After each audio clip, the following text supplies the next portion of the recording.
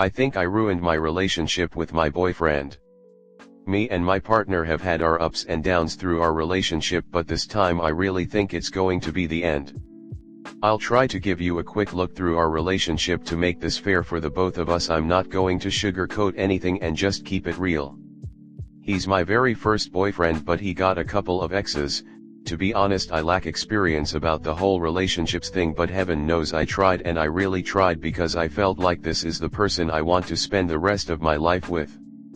A couple days ago, he texts me out of nowhere that this relationship is exhausting and he doesn't want to be in a relationship anymore, even though we were texting normally, but we didn't text much that day because I accompanied my sibling to their dentist appointment and he was with his friends. He's not the type to text me when he's outside, so I prefer to give him his own space, but I usually send him random texts throughout the day to let him know that I'm thinking of him.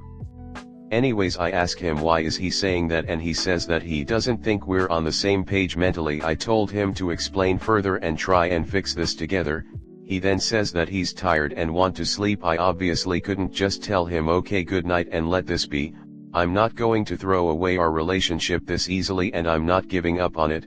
I texted back, at least let's not leave this conversation hanging this way. And I'd do anything to fix whatever is going on. He was away for like an hour and a half, then texted back, hey, are you still up? I told him sure, and let's talk. He told me that I've got a couple traits that he hates, and the problem with me is that I'm too shy, indecisive, and exhaust him. I told him to give me example for the things I did for each one of these. Indecisive was because I don't know where to go on our dates. I have a strict mother, and I told him all about it before, so I don't go out that much and I don't know much places, so I always keep it to him to decide, and I told him that I'd be fine with whatever place he picks because I just want to be with him and that all that matters. When I told him I can't decide where to go because I don't have much knowledge, he said that if I wanted I would, and it exhausts him that he always the one who has to pick the place and the time of our date. Shy because I didn't talk much on our dates. We went on 2 dates and he's the first guy I ever go out with like alone.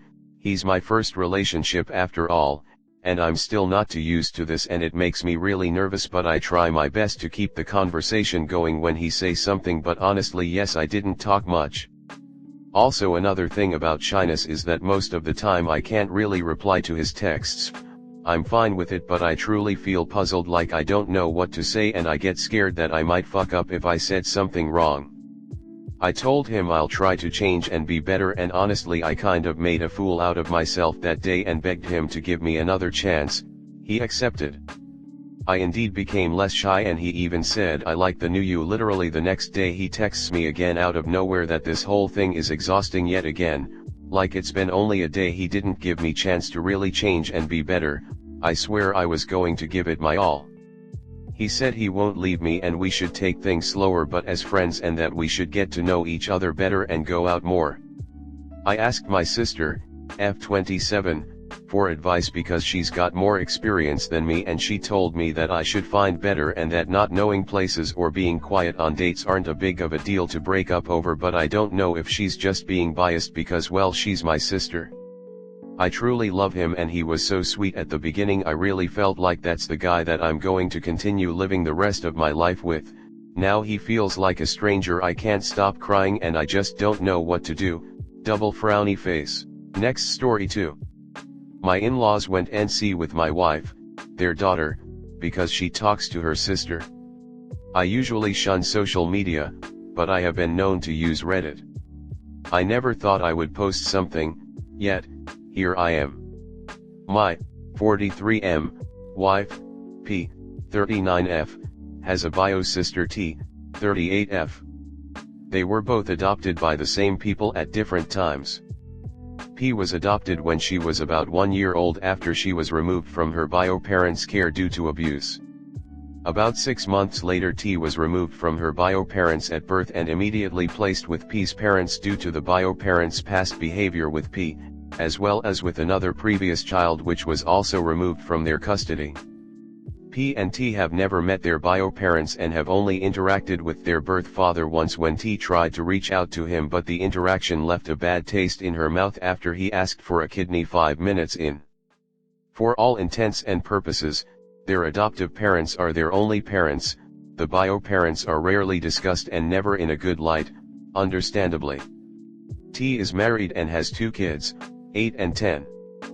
P and I have a 4-year-old.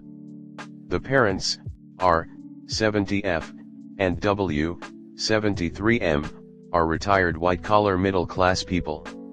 They are somewhat old-fashioned, as most of their generation are, but appeared at first as kind, respectful and generous people. They could be, however, a bit crotchety, stubborn, and argumentative. Their daughters are also very much stubborn, argumentative, and uncompromising, a product of their upbringing, I suspect. P and T are close and have almost always been, being so close in age will do that.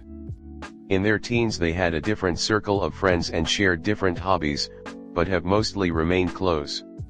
I say mostly because T has a very dominant personality, has a view of how things should be, and when things don't go her way or if you disagree with her, well, things can get spicy. I have been on the receiving end of her temper, but I think she finds me intimidating and has limited her outbursts with me. However, P has seen a lot of her sister's outbursts and has often received the brunt of it. Despite this, P and T tend to make up after every argument and are still very close. T is in therapy and, according to my wife, is getting better.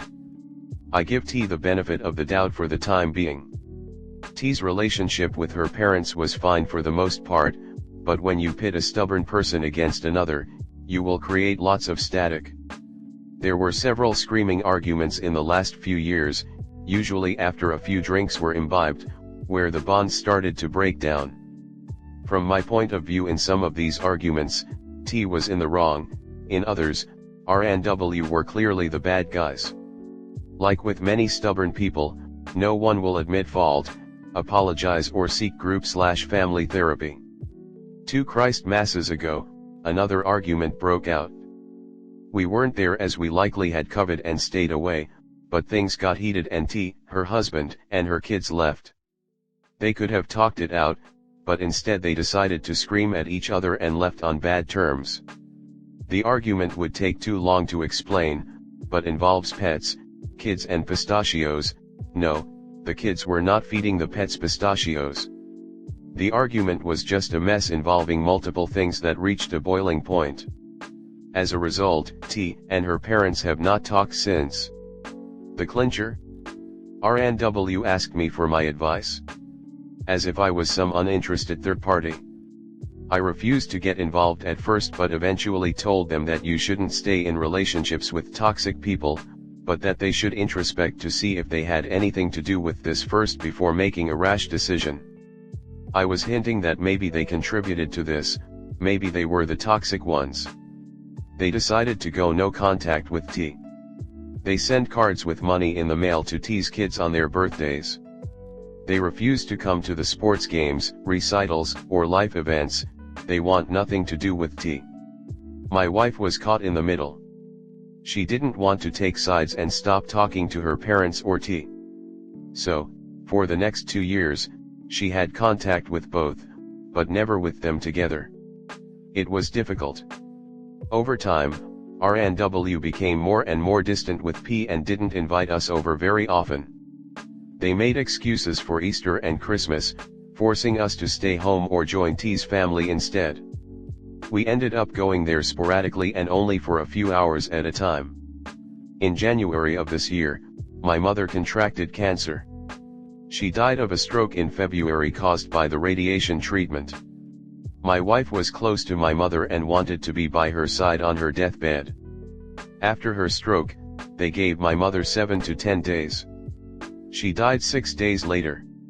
We didn't want our daughter around while my mother was dying, so we asked P's parents to babysit her for a few days until my mother passed. They were hesitant, giving many excuses and conditions, settling on maybe only for one night.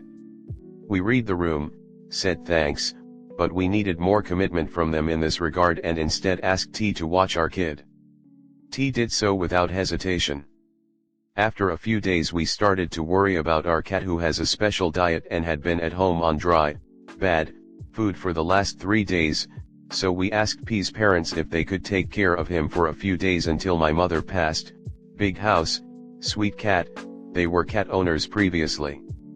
Again, conditions and excuses. We said never mind and asked T again to take care of our cat. She, again, did so without hesitations. She even had her husband pick up the cat at our home so we didn't have to drive back to do this ourselves. I want to clarify for the record here that we were not expecting RNW to pick up all the slack, as T had said she would help some anyway, and we still drove home for a few nights to be with our kid. But at least give us something to work with rather than vague, nebulous times and conditions slathered with hesitancy. In the past they had expressed that they wanted more time with our kid and that we should leave her with them for a few nights, so we thought this was a win-win. I personally would not have asked such a request if it was under any other circumstance. But, this was an emergency and we needed her family's help, as this is what families do for each other. And for perspective, we live 45 minutes east of T's home, 1.25 hours east of R&W's home, and 1.25 hours west of my mother's home, where she died. So, a 5-hour round trip from my mom's to R&W's and back. The commute to trade cats and kids would have been brutal, especially on little sleep, and T really helped us out during this difficult week, and we are grateful for what she did so we could be with my mother in her dying days. Communications with R&W became less and less until my wife asked in April what was going on and why were they giving her the cold shoulder. They replied that she had picked a side and they were uncomfortable with it. In other words, they were upset that my wife still had contact with T and that she had not cut contact with her like they did. We suspect that they are also upset that we picked T to babysit the cat and the kid over them. But, they put up so many conditions that it had become difficult to accommodate, and a lot easier if T was willing to help out instead. Regardless, my wife is heartbroken. She feels like her bio parents abandoned her and now her parents are doing the same. Worse is that our daughter is asking where her grandparents are as she misses them. My father passed away a long time ago, and with my mother gone it feels like she has no grandparents at all. At night my wife cries herself to sleep sometimes when she thinks about them. They haven't spoken since April. My kid also asks to FaceTime grandma and grandpa sometimes, and it breaks P's heart when she has to make up an excuse to spare the kid. T's kids are also sad as they can't go see their grandparents like they used to in the past, spending weeks at a time with them at their house. I'm wondering if I should intervene by writing them an email without P or T knowing, basically telling them that they are in the wrong and hurting their daughter, and grandkid. They seem to listen to me, but, then again, they are stubborn, crotchety old folk. I just don't know if I should. Not my circus, but I do have some monkeys involved.